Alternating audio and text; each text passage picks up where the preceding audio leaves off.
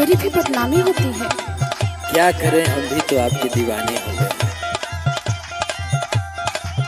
दिल धड़कता है, आंखें यूं मिलाया न करो, मिलाया न करो, मेरे पीछे पीछे गलियों में आया न करो।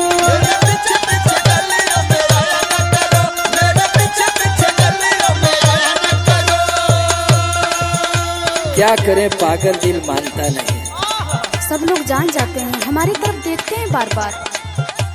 प्यार किया तो डरना क्या। सुनिए, चैन मिलता ना दिल को दीदार के बिना, दिल भी धड़कता है। अच्छा? आपके नाम से चैन मिलता ना दिल को दीदार के बिना, दीदार के बिना जीना मुश्किल